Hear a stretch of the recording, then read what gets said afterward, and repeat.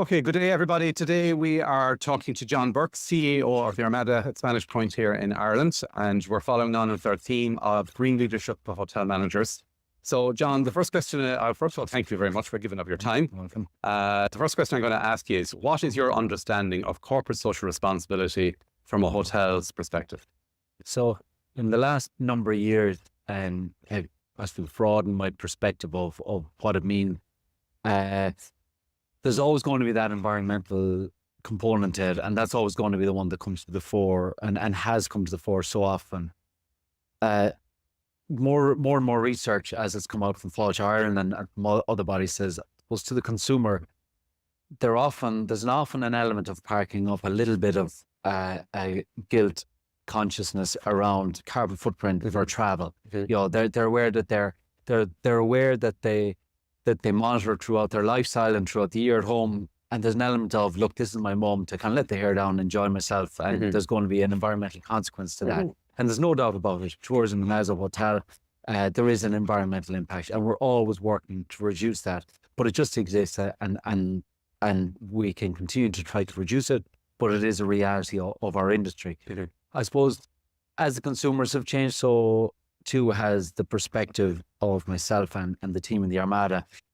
Been led a little bit by that research. It's been led a little bit, I suppose, by pinch points that we felt in the industry, a shortfall of employees and talent. I was starting to delve and look a lot deeper into the other component to it. So one of them being the employee component. That's a really, really important, I believe, as an industry where labour intense. We often have a large component of the lower paid jobs within our industry. There's an amazing array of highly paid jobs within the industry as well, but there is a component of lower paid jobs within our industry. And there's an opportunity to make a positive impact to their lives by having good, solid policies and procedures and practices in place. So for me, that's a really important component to it. There's a real potential to make an impact to people's lives. And to me, that's one of the greatest outcomes of a hotel like mine in rural Ireland and in rural wherever it may be, that we can make a real positive impact to people's lives by having proper procedures, policies, and having quality employment and giving people a proper path to career progression. Beyond that, I suppose, again, looking at the nature of my hotel, and that's, I suppose, where I'll reference a lot this too, but I suppose it would apply to so many other hotels. Hotel that's embedded in the community, a small community in rural West Clare. There's also a great potential to make a positive impact to the people around us. And again, that's, I suppose, another huge focus of the business now. As we look at CSR and delve into it a little bit deeper, it's, how can, as our business continues to grow and succeed, and mightn't always succeed, but for now, there's probably that it's generally positive and we're succeeding and winning more than losing at times. Can we create an uplift for the people around us? So I suppose that's something that's really, really important as part of CSR. And the final component that's become very significant and important is over the last number of years would be, how can we impact suppliers as well? How can we support them in allowing them to make a positive impact in the work that they're doing? So supporting them and encouraging them for, I suppose, a better technology, reducing their environmental impact, better, for us to support them when they're buying in more conscientious products or from more conscientious overseas suppliers. And along with that, trying to bring suppliers together. So again, with, good buying power in the Armada, purchasing power of over 3 million per year in a rural area, we can take the lead a little bit in how we support our suppliers. So sometimes bringing them together, a supplier that has a good idea and mightn't be able to fully bring it to market, supporting them to bring it to market, not just by buying the product off them, but for example, one of our suppliers was developing a unique beef product. We support them, we advise them, we visited the farm, we brought them in to meet the chefs, we spoke to them about what our customers' requirements were. We were eventually their very first customer. And we kind of provide a little bit of mentorship for them all the way through. So not just buying from local, like we will all say buy local and we'll buy local, but bringing it to the next level. So CSR has become a very broad ranging scope rather than just environmental. It's very much the employee, the community, and the suppliers as well. And that's, I suppose, where the real excitement can be as well. Fresh. And we're going to explore all those themes that you just brought up there now in a little bit more depth in a bit in the interview. The next question I have for you is, what insights can you provide, and you're definitely in insight mode with what you just said there, providing regarding the interplay or the intersection between corporate social responsibility then and ethical business? Yeah. You know, that's taking it to another level again, Okay. really. Isn't it? Yes. So I guess to become, the Armada's become the first B Corp hotel in Ireland. And there's Now, for the international audience, what do you mean by B Corp? well, yeah, B Corp is a highly regarded international accreditation, which is great. So Patagonia would be one of the flagships of B Corp, flag bearers of B Corp. But it can be difficult enough within the hospitality industry to achieve B Corp. B Corp, I suppose, takes a very stringent, in-depth view of ethical business practices, and that's something that we've been really proud to develop. I guess ethical business practices to me is what does business, can we make a positive impact around business, and can we do it in the right way? Can we make the right choices? Can we have strong governance practices would be really, really important around it as well. And B Corp is a good way of monitoring that and assessing that. And we've performed really well on that front. Ethical business choices to me, I suppose, is sometimes about paying a little bit more for something because it's the right thing to do. Right. About supporting our employees a little bit more because it's the right thing to do, and it may put pressure on, and it may eat into profit and bottom line, but it's the right thing to do. And I suppose B Corp, the simple message about B Corp is balancing purpose and profit. And as a B Corp business, we're saying that, obviously all businesses need to be profitable to survive, and profit isn't a bad word. Profit can sometimes be, business can be seen to be so focused on profit that it's at the detriment of everyone around them. But B Corps, firstly, to become a B Corp, you have to be a profit-making business. You can't be a not-for-profit, you can't be a charity, etc. You have to be a profit-making business. So it's saying that why can't a business be profitable, but also providing benefit to those around them? Why can't it make a positive impact to those around it? And I suppose an ethical business to me is a business that can be profitable and that can make a positive impact to those around them. So now you are the CEO of the business. So how important is leadership in terms of corporate social responsibility and ethical businesses? Does it all begin and end with you as the owner, business owner and manager? Yeah, I believe it's so important that leadership is on board, and for the right reasons. For me, the right reasons are, I'm 25 years at the helm in Spanish Point. If I'm going to be there for another 25 years, it has to be more than the bottom line and the set of books. There has to be something, there has to be greater value than just financial. And that has kind of driven me and spurred me on to say, look, let's try to do the positive work along the way, because it's exciting and it's interesting, and it'll attract talent, and it'll attract the right talent. It can't just be led by the leadership team for marketing purposes, because you know what, if we push this out here, we're going to attract corporates because they're going to be all over this. That's just all wrong.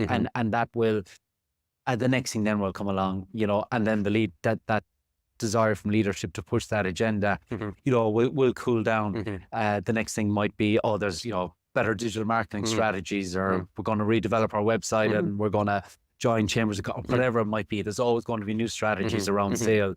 So it has to be more than a marketing. It has to be something that's embedded in the brand. The brand being, what does this business stand for? What does this business mean? When someone hears the Armada, what emotions does that conjure up? It has to be as embedded into the business as that. And the only person that can really lead that, or that has to start with leading that, has to be at the top of the organization. So for our organization, I have to lead that. I have to believe in it, and I have to want it. For a bigger organization that might be led by shareholders, the chairperson, whoever it might be, it has to matter to them, and it has to mean something to them, and it has to be the long journey. And and it can't be something that's simply delegated out as this is the task and this is what we need to achieve because, it's going to be the right marketing or it's going to be good for business or whatever else, so for me, it absolutely, leadership is critical to it. So from your perspective then, what in your opinion are the key notable features of sound leadership in the context of corporate social responsibilities? You just mentioned they're going through CVs. When you're looking for leadership for the business, what are you looking for in terms of corporate social responsibility as terms of attributes for that person? Yeah. So I think for certain roles, like we have a wellbeing manager who actually has taken on board the B Corp accreditation and a number of other components of CSR. So again, it's finding, for that particular role, it was finding somebody who aligned with our brand, and a lot of our CSR is around the Bay. That's what brings our brand to life, and that is something that we can believe in more. So how can we protect, the Bay and the area just outside our doorstep? So for that role, when I saw somebody that was a lifeguard that worked with Clear Water Safety, that is active with the surf organizations locally, you're starting to see somebody that lives that life as well. Now this person had a master of HR and a few other components, but equally as important as the masters in HR, it was somebody that lives the life that we want to be or to support. Exactly. And when somebody brought those characteristics, it was that was just the perfect CV. So when you start seeing components like that in a CV, then it really brings that to light. Exactly. So if our brand is all about life by the sea, and therefore we're bringing our CSR strategy by protecting the sea, protecting the Bay. So within leadership roles, would be great with the top of leadership if we have people that are interested in the Bay, that are interested in the outdoors, invest in that lifestyle, are willing to buy into it and believe in it, are active. And that might be very simply, that don't necessarily have to be an adventure sport enthusiast surfing, the cliffs of Moher. It might just be someone who says that they love walking by the Bay, or they participate in beach cleanups, or it could something like that is as simple as it could be something as simple as that, as much as whatever further education they've done in that, or the right qualifications are in business that acumen that they may have. Exactly. If they can believe in it, and if they live the life, then it's as important. Now, you mentioned there about the whole, at the start, the part of your CSR strategy is the whole employability piece of it as well. And in terms of your hotel's corporate social responsibility policies, in what way do they identify or reflect the UNWTO's sustainable development goals? So there's 17 of them, and one of them specifically looked at sustainable employment. The idea that local people in an area, there has to be something back for them. Yes. So how does your brand and how does your business align with or take cognizance of the UNWTO Sustainable Development Goal? So we've delved very deeply into the employee piece in the business model and strategy. Another component, the number of components to would be, I suppose 80% of our employees, first of all, come from within 10 kilometers of the hotel. And considering 180 degrees of that radius is the sea, and we haven't any mermaid employed. Yes. So we've a limited catchment area. So we have a huge number of people from a small rural area within 10 kilometers, 80% of our employees. So within that, we've delved into, I suppose, supporting people from disadvantaged areas. So and that was an objective of B Corp. So we would have looked at areas where there would have been, I suppose, DESH schools, and how do we, we're in work there that aren't really disadvantaged areas by what the UN might see as disadvantaged areas.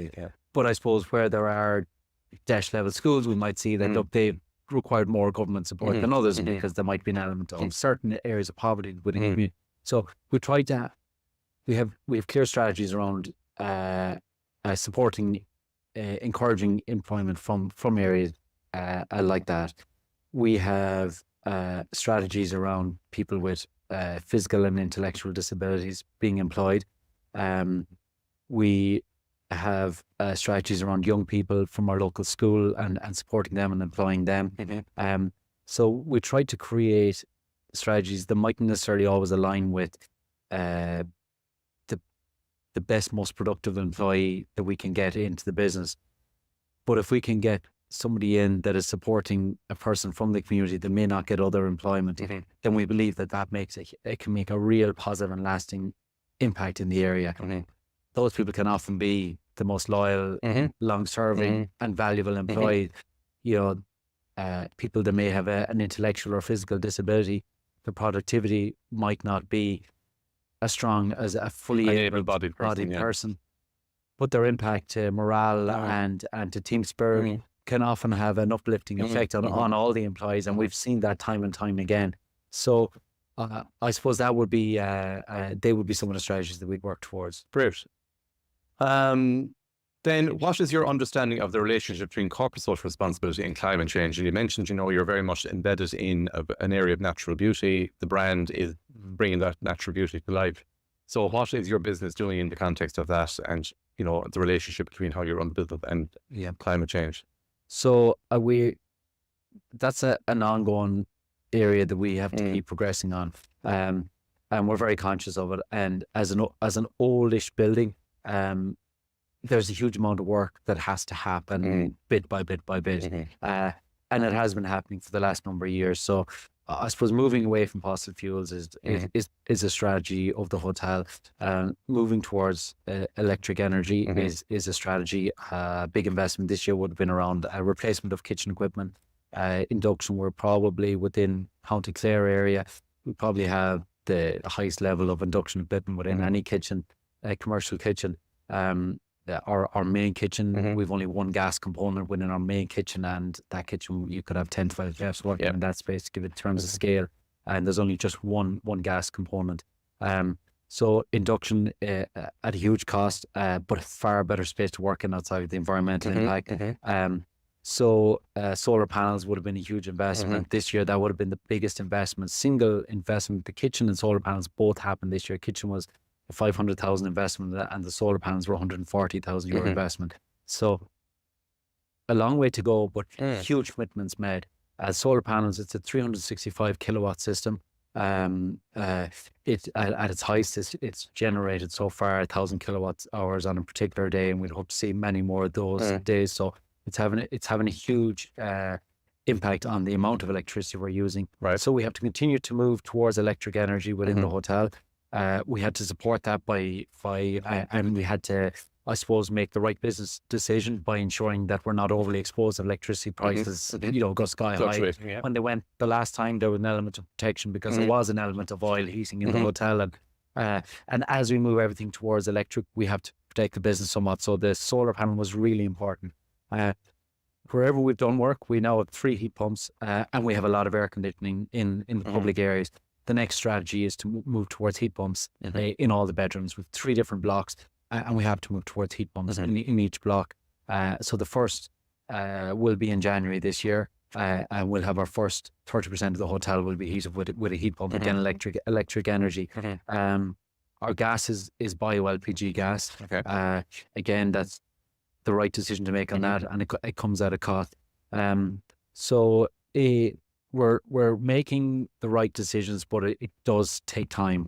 I suppose the other thing is reduction of consumption. And the advice is always the best energy is the one that you don't use. So we have to continue to reduce, and that's training and development and ongoing education within the workspace and reduction of consumption. So we monitor consumption continuously, and we're setting targets, and we're creating targets within the team and within the management team for that.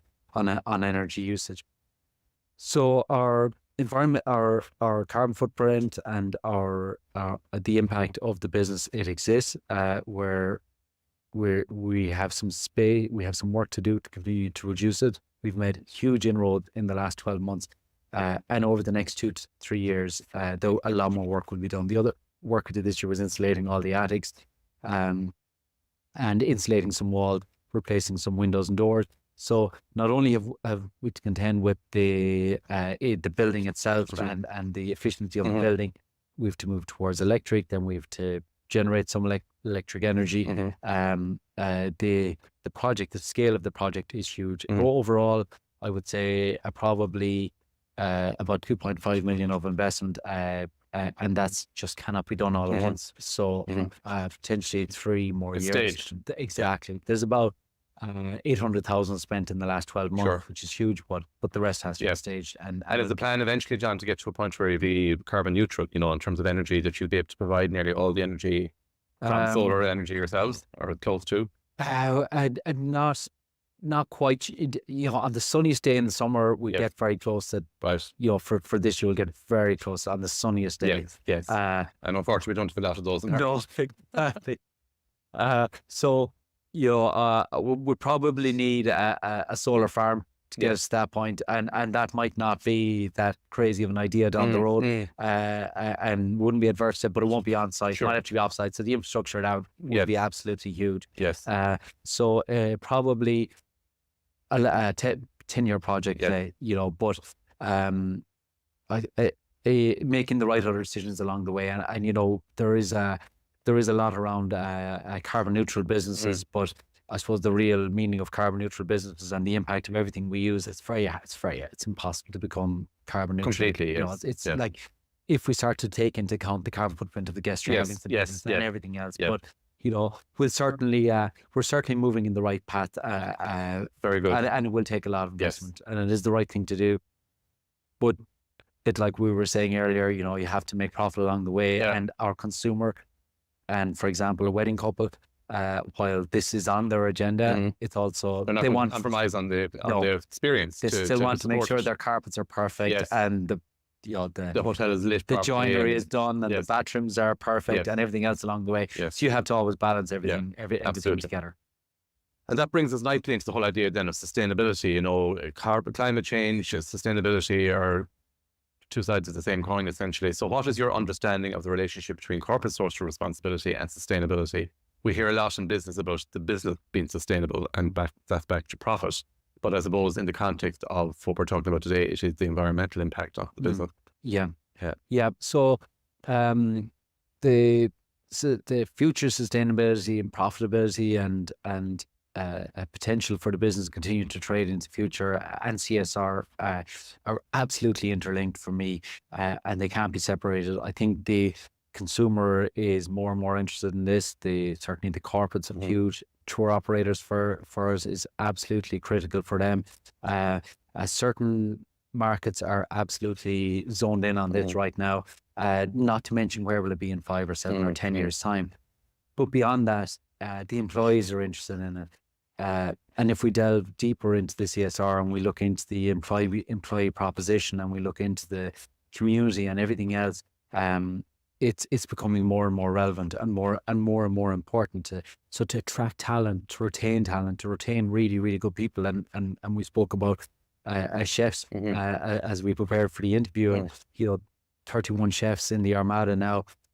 And I suppose the key to that is retaining people. You know, we can keep recruiting, but if we're recruiting 3 and losing 4, you know, it's not a good strategy. So retaining people, giving them, you know, chefs burning out, you know, and just use them as one, but that could be any department, bar staff, banking, team managers, housekeeping, anyone. So, you know, creating an environment where, you know, these chefs can, and also we spoke about someone who reached full retirement age, you know, and we celebrated that. That was just a number of months ago, because some of our chefs said, how many chefs have we had retirement parties for? You know, some chefs said, I've never seen them. You know, they've always moved on to another industry. Or out of the industry. Exactly. You know, why are we losing them to other industries? And why can't we create? And it's hard because it becomes a big cost, but you know, we're not going to have chefs and just to use them for one example, if they're doing 70 hours a week or 60 hours a week in the summer. So as I said, you know, our guys are 40, 42, 43 hours at the most. Right now, and 100% occupancy last night, and you know, big numbers. And you know, and they're starting their shift at 2 p.m. We're not trying to bring them in at 10 a.m. for prep. They're starting the shift at 2 p.m. Finished at 10 p.m. You know, so while they're under pressure during service, you know, they still have their hours are normal, their break, everything else. So it's really important for the future of the business to make the right strategy, to make the right decisions around employment, around community, around everything else, because it will ensure the future of the business. You know, if we want, and very much one of our strategies, continue to elevate the standards of food. We can't elevate the standards of food if we're not going to retain chefs. We're not going to retain chefs if it's not embedded, and if it's not a top priority of ours through our CSR strategies to make it a better place to work. Great. So it's absolutely interlinked at every point. Again, we talked earlier today about procurement and your strategies to support local businesses. So in terms of procurement and your strategies about procurement and processes, can you describe how ethical and sustainable practices are embedded within your supply chain? You know, in terms that would obviously be buying local. The idea of not having strawberries on the menu in the middle of February when we don't grow strawberries in Ireland in February. All those types of things. How are they embedded in your business? So absolutely, menu planning is really important, and we have an element of seasonality in our wedding menus.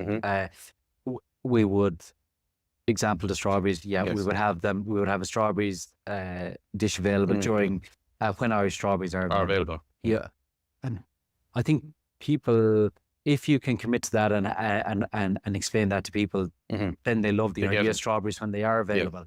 And they buy into, well, do you know what, maybe they're not going to be available. They're not the right thing to have at Christmas. Anyway, potentially. So people can buy into because what's usually right for the environment is probably right for the palate as well. So those types of decisions are really important.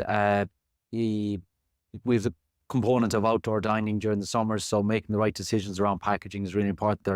There's an element of the risk of packaging blowing from the tables into the sea. So I suppose making the right packaging choice is really important there, and that takes work. So for example, our packaging being compostable for our outdoor dining, it's fine for bags and boxes and all of that can be done. But when you get to ketchup, it can be it's very difficult. Like, you can't get a compostable ketchup. We couldn't. We tried. So we had to buy our large buckets of ketchup, and we had to decant them into individual compostable units, containers, and that came at a real cost and a real commitment. So when it gets busy, we could have somebody for half their shift just dealing with ketchup. A real cost. But if we are saying that our packaging choices are right and our purchasing choice around packaging are right here, well, we can't just say, well, you know what, there isn't really an easy solution for ketchup. There isn't really an easy solution to that. Well, actually, there is a solution, but it's just not easy. We got to live it all the way through. So decisions like that are really important. And again, outside, plastic bottles are far better and easier, and there's less risk of outside from breaking and all that type of stuff. But you know what? We're not using plastic, so let's stick with it, and we have to make sure we have enough staff on and we clean it and we do it right. So we have a policy around purchasing that if there's an Irish supplier, I suppose, first of all, an international supplier, we're willing to pay at least 10% more for the Irish supplier, and the same then goes for if it's local supplier versus an Irish supplier. A local being within 80 kilometres when it comes to buying for us, we define as local within 80 kilometres. We will pay a premium price for local. And we can pay more. It just needs to be approved. But our purchasing manager, without any approval, should make a local decision for 10% and can go for beyond that. So I suppose all those decisions are right. And then it's everything down to the compostable pods in rooms for the Nespresso machines. Again, they cause a little bit of problems with machines. They might confuse it as well, and they come at a premium price. And they mightn't be the brand of machines we have when it comes to compostable. But it's making those decisions all the way through. So I suppose making purchasing decisions that has to be part of our supply chain all the way through. So from our fish, seasonal fish, we really want to get to the stage where we're, one of our dreams would be that we're buying during the busy season, buying just an entire catch from. There's only one fisherman in our community now. Right. For our local area, was a fishing area just further up the coast. In that particular port, there's one full-time and one part-time fisherman, where there might have been 20 before. We'd love to see the idea of his catching lobsters. Then they're going, and a lot of those lobsters are going to France and Germany.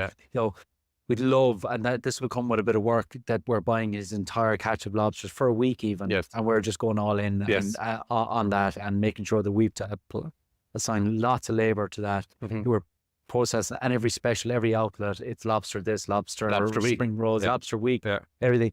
And then maybe we're buying his entire catch of fish, and it might be pollock and it might be, you know, the less trendy fish. Yes. But you know what, this is what we're doing, and Yes. this is as local as it gets, and this is buying his fish and potentially paying a premium price for it. But this is really, really local. This couldn't get any more local. So it's those type of decisions are And I where suppose we're the moving towards. storyline behind that is something that's attractive to consumers as well. You know, they're reading it absolutely. on a menu that the lobster is literally from outside the door. That's right. It Exactly. really buys into It really buys supporting into the it. locality. That's right. Yeah. Like local is always better for the supplier, for the consumers. Where the challenges arise is the predictability, supply and pricing and different things like that. Continue to supply. So we just have to be. We are making the right decisions on it, but we have to keep committing and making more and more decisions around that. Very good. Again, something we alluded to earlier, and I said we'd come back to it, and we'll come back to it now. You know, from your knowledge and experience, how interlinked is ethical employment in our industry with corporate social responsibility? Because, like it or not, our industry does get a very bad rap for low pay, long hours, etc. So how does your business square that circle? Yeah, it's a tough industry. There's lots of tough industries out there. You've a bit of construction going on here. Absolutely. You know, we always think we've the toughest industry, and then we renovate in January, and we look at these guys coming in working hard and long days and long hours. So sometimes we can get caught up in this bubble and say, you know, we're the hardest working industry out there. But actually, you know, I experience with so many other industries, whether they're suppliers or whether they're construction workers or something. There's a lot of hard working industries out there. I suppose the nature of our industry, maybe it's the nighttime work, and it's the nature of, if you start bringing alcohol into the consumer profile can change a little bit. So we really believe in trying to make it, you know, the best possible it can be to work in, and we believe it can be. It is an amazing industry to work in, and I know you're absolutely vocal and passionate about this. It's an amazing industry to work in. People have left our industry and gone to other industries and have returned because they see so many positive to the industry, the camaraderie, the positive energy, the creativity, and you know, and it's a creative industry. You know, there's so much between food and cocktails and wines and interior design and graphic and music and entertainment, and there's an element of the arts and creatives. And it's dynamic. That's the biggest thing. It's You know, hugely dynamic. you'll never be bored. We'll always say about people and that, but there's so much more to it than the people. It's so important. There's so much more to it. So it's an amazing industry to work in. And what are the pitfalls? Maybe when the hours get too much, the peaks and troughs of business. So we are working really hard to try to eliminate the pinch points that counteract all the positives. So the hours, the rostering, obviously split shifts are gone. You know, breaks, staff meals, 1,000 of the basics. You know, to get the basics of communication comes down so many times as one of, I suppose, surveying our employees. We have a live survey just gone live last night, a really in-depth survey that we delve into a really in-depth questionnaire with every employee. And the biggest feedback that comes out each year is often the simplest thing of communication. You know, letting them know what the future of the business is, letting them know what's happening that week, let them know the changes that before they happen, training on menus, communication on menu changes, drink changes, price changes. So that's the job chats, the huddles before work, the departmental meetings, the employee advisory forum. You know, all those are really important, and we can sometimes forget about those and hustle and bustle work. So getting the basics right is the first thing. And I suppose with a wellbeing manager, sometimes the things we looked at straight away, you know, when he came on board, we need to do yoga, we need to do free surfing and for the staff, and all those are there. Actually, it's way down the list of priorities for the employee. It's often the basics. It's the staff meals, it's the breaks, it's notification rosters, it's the communication. So we want the exciting stuff that captures the headlines, but without that, the exciting stuff without the basics is absolutely, you know, it can frustrate people, because we could be letting them know about the free yoga tomorrow morning, and they're saying great about yoga, but you know, I don't know my hours for next week. So you know, so moving both forward is really important, but particularly the basics. There was a big focus in on basics. Then I suppose it's things around a fair and quality employment. So career paths to grow. One of the biggest pieces, one of the pieces of work we did this year was just for our bar department, creating the structural progress from from bar back right the way through to head of beveraging. And we can see a career path commencing on minimum wage and going all the way up to, potential salary equivalent, I suppose, including tips of potentially 60,000 a year for someone in food and beverage. And we're saying, but this is someone that hasn't even left the beverage element of come on before they start going into food and beverage management or senior leadership. And that head of beverages and the roles below, senior mixologist, these are unbelievably valuable people that can give so much benefit to the business, grow our margins, can create new routes to new consumers that are on trend with weddings and everything else. So let's pay them, let's train them, and let's pay them. So we had a mixology development program, we had a bar development program, we have the path to progress issued out to all our team. So there's, a bar person that can now see a path to growth and development and a future. Essentially in the job that they're interested in, that they don't have to say, you know what, I want to get a mortgage for my house, so I better go and take that job in Shannon, in the factory or wherever it might be. We can now provide that. That's really important. And then it's down to, that's just, we say, for the bar department. We have done it for the restaurant, particularly around wine. And now we need to bring that out into so many areas. So rooms division is really easy to bring. Obviously, there's so much path to progress there.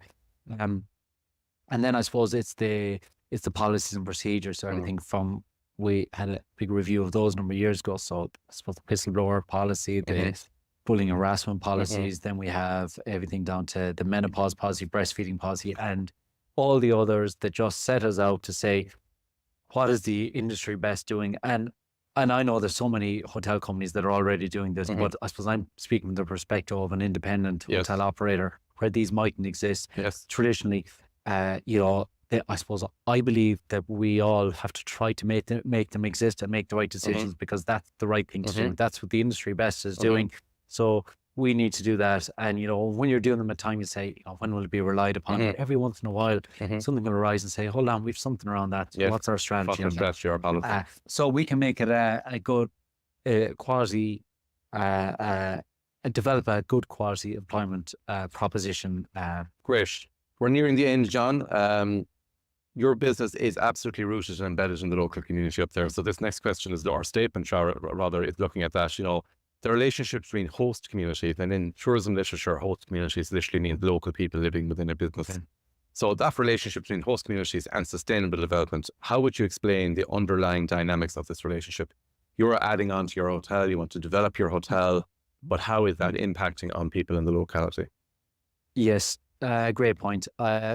So again, the first thing is to be aware that I can become so insular, and sometimes when you're listening to consumers who are so pro the business, they can drive that insular focus. Tell you from what me. You want to hear. Exactly. And say, isn't this business great for the area? And look at all the people you're employing. Look at all these young people you're employing from the area. And you're sponsoring the team, or all that stuff. And you can start believing, do you know what? I'm a hero. We're doing so much. But maybe there's a consumer that doesn't come into the business. Maybe they're just not in, for no reason, for no bad reason. It's just not their thing. And maybe they're walking up and down the road to the beach, and all of a sudden there's litter thrown on the road. Or the other night there was rock pulled down from a wall. It may have been one of our customers that did that on the way on their way up the road. Exuberant. So that person now on their way to the beach in the morning, and there's one particularly elderly lady that I see with a walking aid, and those rocks on the path, have absolutely thrown her day up into disarray. So the first thing for me is not to become too insular, and I have been guilty of that, where you kind of just start looking and saying, do you know what, there's going to be this and that. Collateral go damage, wrong. as they call it. Collateral damage, but we're far away to go. And that and maybe there's an element of that is true. But to that person, they don't want to know. No. They just want to get to the beach unhindered that day. And it could be the rocks, or it could be rubbish, or it could be cars parked bad. There could be noise. There could be extra footfall on the sand dunes causing damage. So the first thing is to be aware of it, I suppose, and to be aware that there is a negative impact of bringing people to an area. As long as we can make sure that the positives are far outweighing it, is really important. And as long as, I suppose, an area like we do need economic growth, we do need employment for young people, we do need, if we're making the right employment decisions, then yes, there is the impact to the sand dunes, but there's also the positives of all the other things, employing people with physical, intellectual disabilities, so many other decisions, so they can help to start balancing things out a bit. But first thing is to be aware of it. Then the next thing is, I suppose, is to communicate locally. So being part of community groups, community forums, an advisory forum is something we've worked on. We have an element of it, but we want to delve deeper into that. People that will give it to us straight, what is the impact? So, for example, I'd be very acutely aware that we're about 1.5 kilometers outside of the main village. And there's no obligation for the business to support that main village. There's no obligation whatsoever. But maybe the business should be supporting that main village a bit. Maybe they don't have the marketing power or the digital marketing budget. So for us, for example, one of the projects now is creating a map of the village, encouraging people in. Why not go in for a couple of drinks before dinner? Why not have your pre-dinner drinks in Miltown-Malbec? Yeah. And it has to be more than just saying that. We have to do the maps and encourage them. Yeah. Here's a few key points about the 5 or the 11 different pubs, I think. Here's the few key points about these pubs. If you're into this, visit. Here's during the day, wander into town. Here's 8 discovery points. It's there's over and back. It's 2 hours of a trip, maybe to the hotel to discover these. So we have to encourage it a little bit more. The next step might be actually providing a shuttle bus for people in and out. So I suppose engaging with people, being aware of it, and then just saying, okay, let's try to see how we can undo some of the negative impacts. So the litter from the person going up the road that leaves the place late at night and decides to throw their bottle of beer down on the ground. We have to be conscious of that, and we have to monitor and patrol those areas. We have to monitor and patrol the cliff edge. We have to support beach cleanups, which we would lead. We have to engage with the community, and then we have to say, well, look, or we keep going on about the economic benefit of it. Well, how do we spread that economic benefit further afield? How do we not just say, well, we're bringing all these, and Fáilte Ireland would say for every euro that's spent in a hotel, €3.80 is spent within the local community. So we can't just throw that stat out. Let's just try and say, well, actually, let's encourage people in a little bit more. Obviously, all our team events we bring to the local village, buying within the local village and all that. But let's bring our customers in there. Let's encourage them in there. We're going to lose a couple of drinks before dinner. It's not going to be the make or break of the business. But if we can get 50 more people, even 30 more people in every night of the week for the summer, it would make a nice impact on the village. On the village. Yeah. So being aware of it, I suppose, not being too insular in the outlook, and then trying to find the little bits that can be done along the way. Great. Finally, then, if you were to sum up the business case for CSR and green sustainable practices, what would you say are the key aspects in your opinion? The key aspects are retention of talent, including myself. If I could be generous to myself, call myself talent. Yes. We'll use talent very loosely around myself. But retention of key people and talent would be very, very a significant component to it. It's I believe, attracting certain markets, whether it's corporates, tour groups, is really significant for now. We're obviously the basics of reducing environmental impact and doing the right thing for the environment, I suppose, is the first thing, but that's the given. Making a positive impact on the community, which will always only come back to you in droves. That positive impact, those right employment choices will always come back to you in droves, and will always ensure the longevity of the business for those down seasons when we can rely on, where it's peak season now, and can be so focused on tourists. But then there's November, December, January, February, and that local that local trade, that care trade. So CSR choices will support that. It'll elevate the brand. We can spend so much creating brand and marketing strategy. But for me, the most important thing for brand is CSR strategies. Having it embedded in it, having a business that matters. And I make so much of my purchasing decisions. I mentioned about Patagonia, a Finisterre, camper there, the shoes. I will make purchasing decisions on them because I know that their credentials are strong. Yes. And I'll never vocalize that to them in any way. Yes. But that's just, I suppose, my purchasing decisions. So CSR, I suppose, will align with consumers and they will make How you live purchasing your choices life. around. Yeah. So for me, it's the longevity future of the business. I have to look beyond the next year or two for the business. I have to try to look in my role, to the 10 and 15 and 20 years, and are we making right decisions to make sure there's a business there? And it'll often be, Spanish Point isn't the strongest destination in Ireland. We have to make the property a destination, and something like CSR will ensure that. And it will ensure the right people are working there, will ensure that the right talent is there, that are making the right decisions for the right reasons, and that believe in it and believe in the brand and believe in the bay for us, believe in life by the sea. So for me, it's absolutely critical to the future for all those reasons. And you mentioned there going way back earlier in the interview, John, you're 25 years at the helm of the business, and I got a sense even from that statement, you're actually thinking of legacy here. You're thinking of the day will come when you want to retire yourself, but you want this business to continue long after you. Yes. And to, build on what you've achieved in terms of sustainability, embedded in the community. Yes. That's right. And actually, as part of B Corp, within the Articles and Memorandums of Association, it's embedded now within that we have to make the right choice and we have to make a positive impact where possible on the community and the people around us. So it's right back now into the foundation of the business, and I would like to create that legacy of business that's solid and it's secure and it's made the right decisions along the way. And I suppose on the other side, I'm conscious 25 years in, there's a risk of getting bored with it, and and so many businesses that can happen. That it just becomes humdrum. It becomes humdrum, and the leaders can clock it in, and just kind of get through it. And to the detriment of the future of the business and the employees, and it can have a business can fail because of that. So I have to be conscious not to get bored, and something like this is exciting and it excites me.